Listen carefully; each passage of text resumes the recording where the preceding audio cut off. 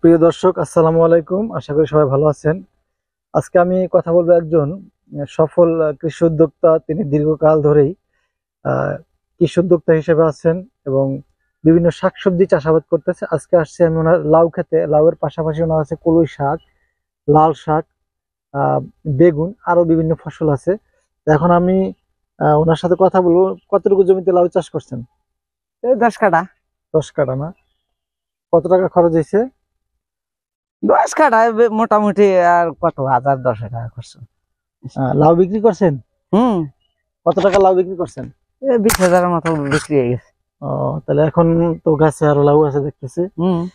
তাহলে আরো তো বেশ ভালো মনে হয় বিক্রি করতে পারবেন। দেখি লাউয়ের কি কেবল ওই যে অবস্থা। ধরতা আছে দেখেন না করা খালি, মানে ফিরে ভিটামিন আইন না মারমু। ও যে ওটা ধরছে আরো বেশি, ওটা যেন ধরছে ওই সামনেটায়। সামনে আর একটা ঝাঁকা আছে তার, ওইখানে আরো ভালো ফলন ধরছে। তাহলে এখন কি আমাদেরকে লাউ দিতে চান? হুম। তাহলে দেন। এই যে কাইটা নিতেছি আমি আর মনে মনে কইতেছি কবে যাও দিই দুইজনে দুইটা লাউ। দর্শক, এই লাউটি বেশ বড় এবং অনেক কচি একটা লাউ। আর বড় বেটা আর বড়। এটার বাজার মূল্য আছে কেমন বর্তমানে? এটা 70 টাকা দেয় বাজারে নিয়ে গেলে। তাহলে আপনারা যারা লাউ চাষ করতে চান তারা লাউ চাষ করতে পারেন। আরেকটা নিহি 1.5 দিন না। এনামুল ভাই কি ফ্যামিলি আছে বাড়িতে? হ্যাঁ আরেকটা নিহি। তাহলে আমরা আরেক আমি টাকা থাকলে কি এত টাকা নি ধুলাকুন দিয়ে কি দুইটা লাউ দিতেছে। ডাঙ্গুর দিন নাই এই খেতে। শীতকালীন সবজি হিসেবে লাউয়ের ব্যাপক চাহিদা আছে বাজারে।